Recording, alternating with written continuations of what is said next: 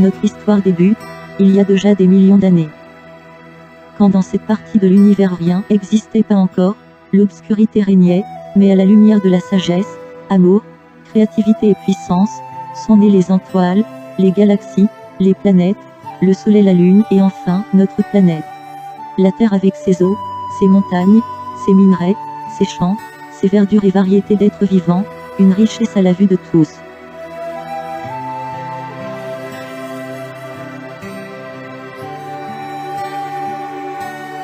Au commencement.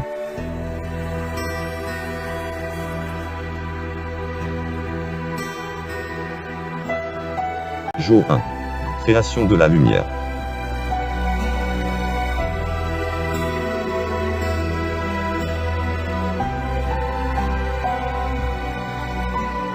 Jour 2. Division des eaux du ciel et de la terre.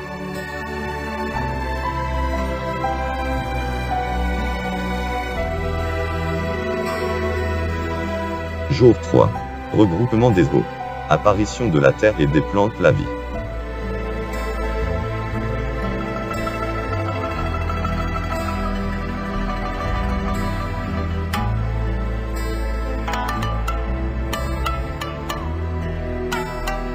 Jour 4.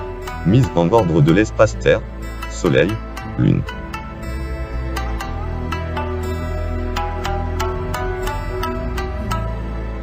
Jour 5. Création du règne animal.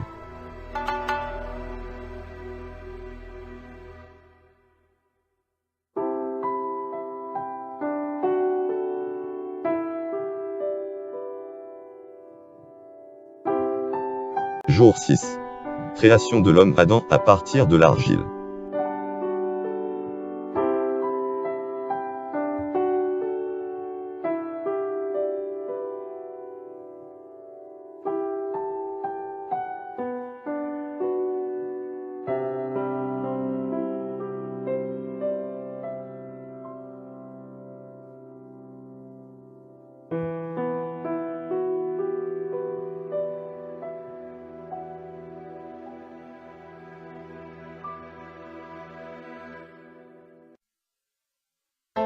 Jour 7. Repos complétude.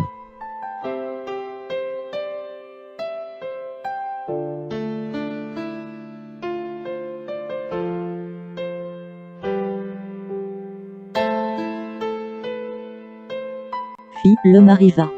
Millions d'années le falurent pour arriver à son stade évolutif actuel et son histoire. À croire que l'homme depuis fort longtemps a perdu sa capacité de logique, une réelle régression dans notre histoire et évolution.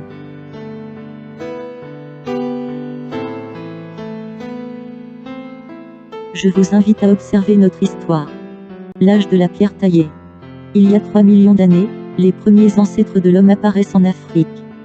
2 millions d'années avant notre ère, Homo habilis utilise les premiers outils.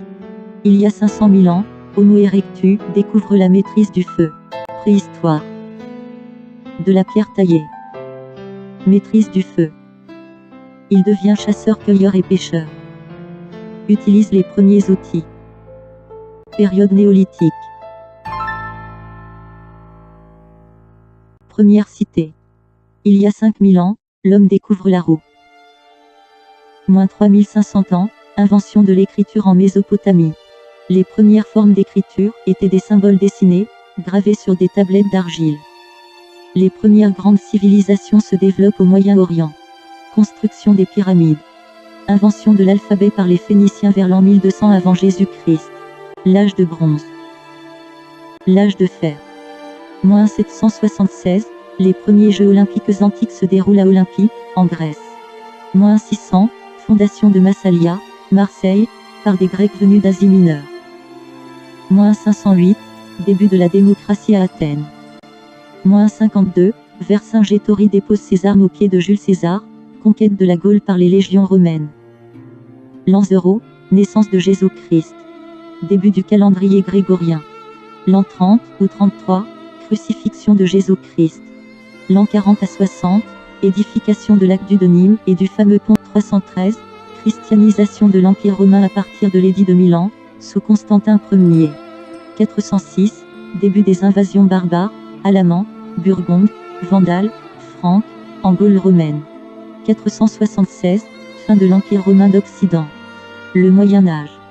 De 476 à 1492. 481, sacre de Clovis, premier roi des Francs, baptême de Clovis à Reims. 570, naissance de Mahomet à la Mecque. 800 le 25 décembre, Charlemagne est couronné empereur. 987, Hugues Capet est élu roi de France. 1099, première croisade et prise de Jérusalem. 1180 à 1223, règne de Philippe Auguste. 27 juillet 1214, bataille de Bouvines. 1226 à 1270, règne de Louis IX. 1285 à 1314, règne de Philippe IV, le Bel. 1337 à 1453, guerre de 100 ans entre les Français et les Anglais. 1562 à 1598, guerre de religion entre catholiques et protestants en Europe. Août 1572, massacre de la Saint-Barthélemy. 1763, invention de la machine à vapeur par l'anglais James Watt. 1789, la Révolution française. 1969 le 21 juillet, le premier homme marche sur la Lune. 2001 le 11 septembre, attentat terroriste contre les tours du World Trade Center à New York. 2002, mise en place de l'euro, monnaie européenne. 2017 élection d'Emmanuel Macron à la présidence française et Donald Trump à la présidence américaine. Comme vous avez pu constater dans le passé, nombreux sont les pays qui se sont massacrés au nom de Dieu. Une guerre civile où se mêle le politique et le sacré. De nos jours, rien n'a changé sauf les méthodes. La guerre n'a pas cessé depuis les débuts de l'histoire. Et les hommes, malgré les horreurs qu'elle traîne sur ses pas, ne peuvent s'empêcher de l'aimer, ou en tout cas de la faire. Au début du XXe siècle, 4 banquiers internationaux, déjà très riches, John D. Rockefeller, Jean-Pierre Pont-Morgan, Paul Warburg, Rothschild, souhaitent étendre leur pouvoir. Premier objectif, faire en sorte que le gouvernement leur confie la direction d'une banque centrale. Meyer Ansel Rothschild, banquier, disait: donnez-moi le droit d'émettre et de contrôler l'argent d'une nation, et alors peu m'importe qui fait les lois. 1907, ils vont provoquer une crise économique. Après la crise, ils dirent: vous voyez bien, si une banque centrale avait existé, la crise aurait été évitée. En 1913, ils font élire un président très naïf et très complaisant, Woodrow Wilson, qui va signer l'acte de création de la Banque fédérale américaine, l'AFED. Pour simplifier, cette banque privée va être chargée de fabriquer la monnaie et de la prêter avec intérêt. À partir de ce moment, plus le gouvernement va s'endetter et plus ces banquiers vont s'enrichir. Au passage, on peut noter que la Banque de France ne peut plus faire de prêt à l'État français depuis le décret de 1973, de même que la Banque européenne, article 123 du traité de Lisbonne. Chaque crise augmente la richesse de ces banquiers, et rien de mieux qu'une guerre pour déclencher une énorme crise financière. Guerre 1914, un paquebot plein d'Américains, le Lusitania, est envoyé en 1915 dans les eaux contrôlées par les Allemands, alors en pleine guerre. Un sous-marin coule le bateau, 1200 morts, l'opinion américaine se révolte, l'Amérique déclare la guerre, les banquiers se frottent les mains. 200 millions de dollars de profit pour Rockefeller. Crise de 1929, de 1921 à 1929, l'AFED augmente de 62% l'argent en circulation. L'argent est facile, tout le monde s'endette, spécule, puis, les gros banquiers se retirent de la bourse, les cours baissent, les petites banques veulent récupérer au plus vite l'argent prêté, et c'est la crise de 1929. Faillite de 16 000 banques, autant de concurrents en moins pour la FED, on dirait presque l'année 2008, non? Le député Louis Faden, qui voulut initier une procédure de destitution à l'encontre de la FED, fut empoisonné avant d'avoir pu engager la destitution. Coïncidence? À retenir, fin de l'étalon en 1933. La valeur du dollar ne repose plus sur la quantité d'or en banque. Guerre de 39, trait d'union 45, tout a été mis en place pour que les Japonais attaquent. Arrêt des importations de pétrole japonais, arrêt des échanges commerciaux, prêt aux nationalistes chinois et aide militaire aux Anglais, tous deux ennemis du Japon. À noter que Roosevelt, président qui déclara la guerre, est issu d'une famille de banquiers et que son oncle était à la tête de la FED lors de sa création. Coïncidence? Guerre du Vietnam 1964, déclenchée par l'attaque de 2 croiseurs américains par les navires vietnamiens. Le Cette attaque n'a jamais eu lieu. Un autre problème préoccupe ces messieurs, l'énergie, car ils sont aussi les heureux propriétaires des grandes compagnies pétrolières. Revenons un peu en arrière dans l'histoire.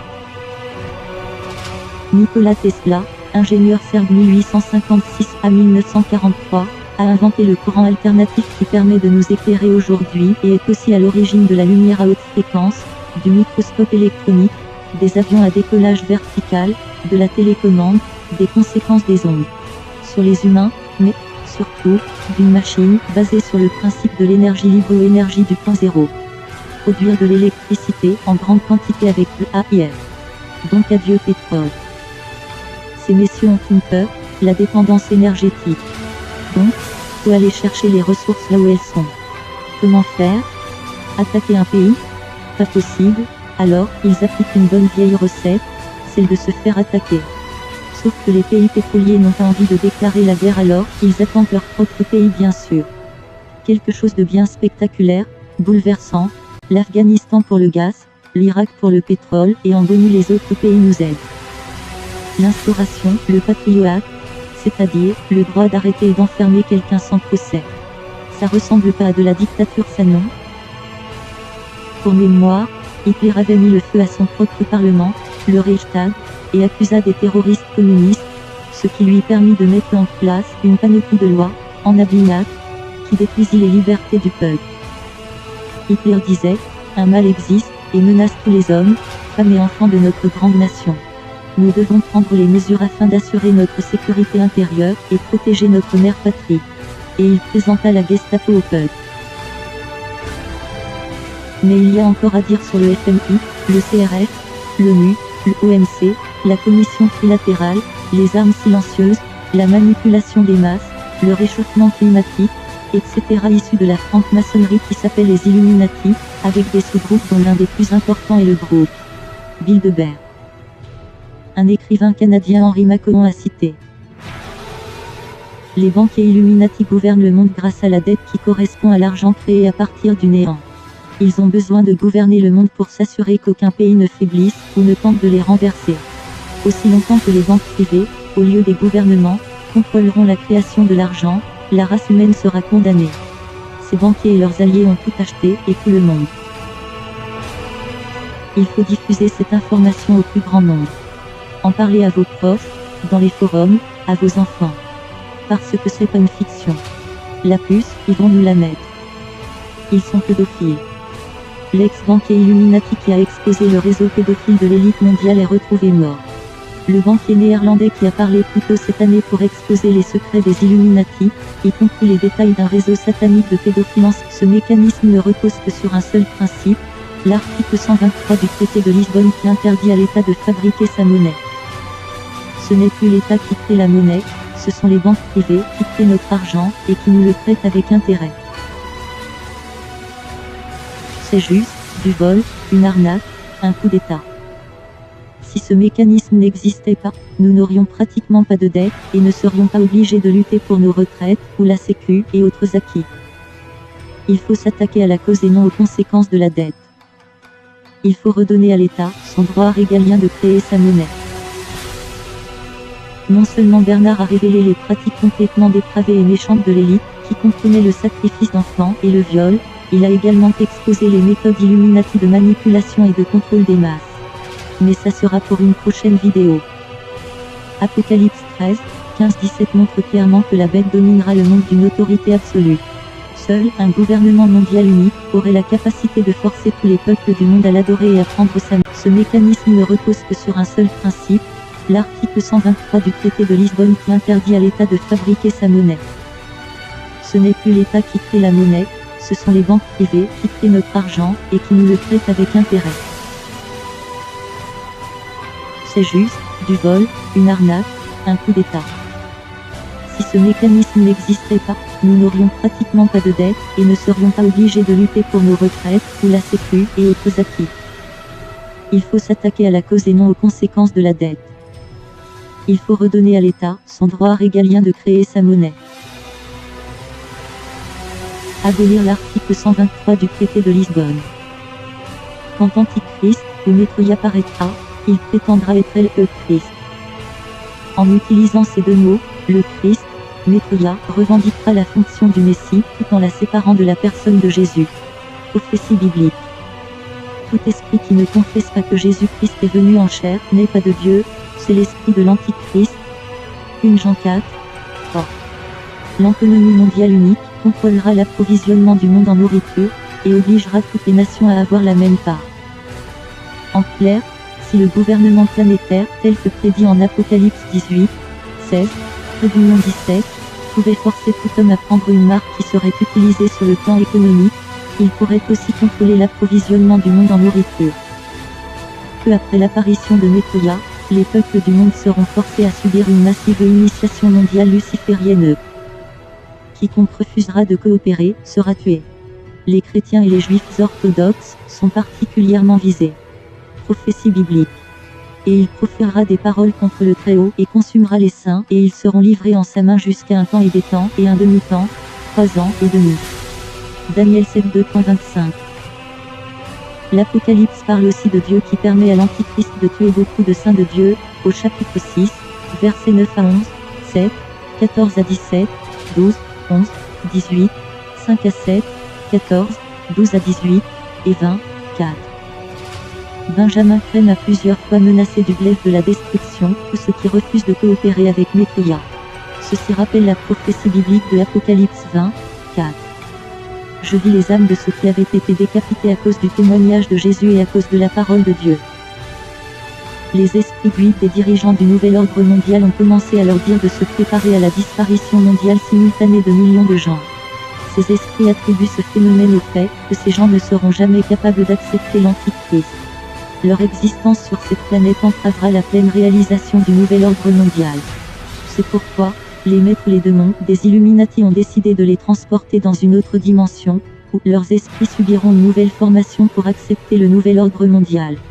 Le Seigneur lui-même descendra du ciel avec un cri, avec la voix d'un archange, et avec la trompette de Dieu. Alors nous les vivants qui demeurons, nous serons ravis ensemble dans les nuées, pour rencontrer le Seigneur dans les airs.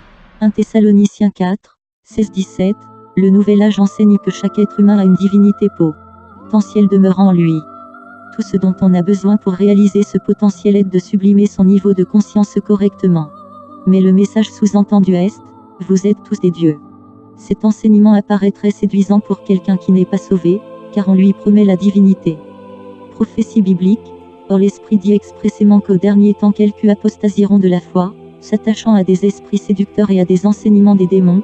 1 4, 1, trait d'union de Petit le mesurier, dans son livre Armageddon Script, déclare que des miracles sensationnels entoureront l'apparition de l'Antichrist. Ces miracles utiliseront en partie la technologie, en partie une mise en scène délibérée, et en partie les masses médias du monde.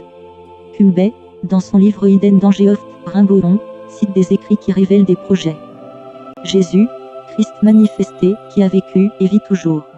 Il a manifesté Dieu en tant que Dieu vivant à travers l'homme.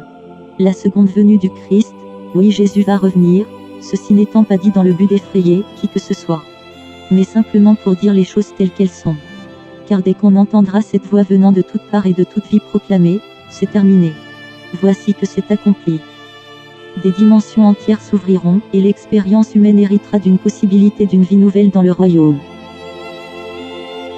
En attendant, ce nouvel ordre mondial est un état de guerre en route, si je peux l'exprimer ainsi. Réveillez-vous et prenez la parole de Dieu, qui est vérité, car il n'y a que Jésus-Christ qui nous sauvera par son Église de tout ce qui se prépare. Bien évidemment, on parle des 7 ans de tribulation qui vont être terribles pour ceux qui ne seront pas enlevés. Prenez le temps de faire connaissance et de comprendre qui est Jésus et Dieu, le plan que Dieu a pour l'humanité. Le malin sait que c'est bientôt la fin pour lui, et il dresse les hommes, les États contre Dieu, et le peuple ne s'en rend même pas compte, aveuglé par l'incrédulité et les distractions du monde. Prenez connaissance de ces citations et vous comprendrez ce plan du nouvel ordre mondial. Nous n'allons pas réaliser un nouvel ordre mondial sans le payer de sang, de paroles et d'argent. Arthur Schlesinger, dans Affaires étrangères, juillet/août 1995. Cette citation, et bien d'autres démontrent clairement que les mots nouvel ordre mondial sont sérieux, et en outre, ont été en service pendant des décennies. Savez-vous que nous avons besoin de redécouvrir le véritable évangile de Jésus-Christ? Nous nous sommes écartés du droit chemin, la parole de vérité. Beaucoup d'entre nous ont été formatés par la religion ou par une adhésion à une profession de foi. Or, Jésus nous dit dans Jean 3 que pour entrer dans le royaume de Dieu, et non dans une dénomination, il nous faut naître de nouveau, d'eau et d'esprit. Plus loin dans les actes, il nous est dit que le Seigneur, et non les hommes, ajoutait chaque jour à l'Église ceux qui étaient sauvés. Acte 2, 47. Cette Église s'accroissait à chaque âme sauvée, c'est-à-dire repentante et réellement convertie. À la question posée par Jean-Baptiste si Jésus est bien celui qu'il fallait attendre, ce dernier répond, les aveugles voient, les lépreux sont purifiés, les sourds entendent, les morts ressuscitent, et la bonne nouvelle est annoncée aux pauvres. Matthieu 5. Dieu intercède par Jésus, son Fils mort et ressuscité pour nous sauver, que l'épouse se prépare pour son retour auquel il viendra chercher son Église. Ces messages ont besoin d'être donnés afin que beaucoup de cœurs comprennent ce que le Seigneur attend de nous. Il faut comprendre ce qui se passe dans notre nation, la France, et bien d'autres pays, et l'Église en général. Ne cédons pas et construisons un monde meilleur dans la paix de Christ, et le triomphe de l'Évangile dans les nouveaux cieux et la nouvelle terre nous donne la garantie. Dieu promet que cette création sera libérée de sa vanité et du lien de sa corruption. Verset 21a. Cette même création sera libérée de la servitude de la corruption. Le monde naturel, le monde matériel, physique sera délivré de la malédiction, de l'esclavage de la vanité et de la corruption. C'est la façon dont Paul parle du nouveau ciel et de la nouvelle terre. Ces terres, ce ciel seront libérés. Cette terre sera une nouvelle terre. Ésaïe 65 2.17. Car je crée de nouveaux cieux et une nouvelle terre, on ne se rappellera plus les événements du début, ils ne remonteront plus à la pensée. Ésaïe 66 2.22. En effet, comme les nouveaux cieux et la nouvelle terre que je fais subsisteront devant moi, oracle de l'Éternel, ainsi subsisteront votre descendance et votre nom. 2 Pierre 3, 13. Mais nous attendons, selon sa promesse, de nouveaux cieux et une nouvelle terre où la justice habitera. Apocalypse 21 2.1, 4. Alors je vis un nouveau ciel et une nouvelle terre. Le premier ciel et la première terre avaient disparu, et il n'y avait plus de mer, il essuiera toute larme de leurs yeux. Il n'y aura plus de mort, il n'y aura plus ni deuil, ni lamentation, ni douleur. En effet, les choses anciennes auront disparu. C'est vraiment un mystère. Nous serons tous transformés. Jésus dit, car à la résurrection, les hommes ne prendront pas de femmes, ni les femmes de Marie, mais ils seront comme les anges de Dieu dans le ciel. Matthieu 22h30. La raison ultime pour laquelle un nouveau ciel et une nouvelle terre existent, est que le Christ ressuscité ne déposera jamais son corps humain, mais il le gardera comme un emblème éternel du calvaire, où la gloire de la grâce de Dieu est apparue de la façon la plus complète. Tout l'univers matériel a été créé dans un premier temps, puis Dieu lui donne sa nouvelle forme, afin que le Fils de Dieu soit incarné de façon humaine, ayant souffert dans la chair, ayant été crucifié, ressuscité des morts, et régnera comme Dieu homme, et sera entouré d'une armée innombrable de rachetés qui dans leur corps spirituel. Elles chanteront et parleront, travailleront, joueront et aimeront de façon à refléter sa gloire, la plus complète précisément parce que nous aurons des corps dans un monde rayonnant spirituellement et physiquement de la gloire de Dieu. Gardons la foi. Que la parole du Seigneur nous éclaire, que le Seigneur construise notre vie à travers sa parole. Paix en Christ, notre roi et sauveur.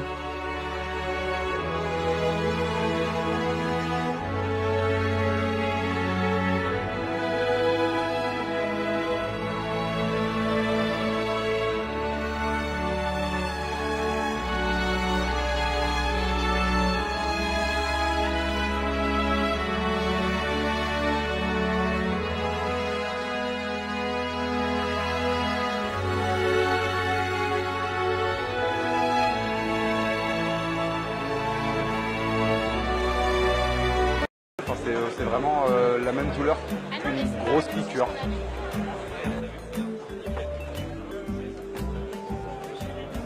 Je trouvais la relation homme-machine assez intéressante et c'est vrai que le fait d'avoir 1 milliard de cartes sur soi tout le temps, une carte de club de sport, une carte de machin, une carte de truc, une carte de visite, c'est hyper encombrant et c'est vrai que ça permet, grâce à cette technologie-là, avec une puce, de pouvoir avoir toutes ces fonctions avec un seul device qu'on n'a pas dans la poche en plus.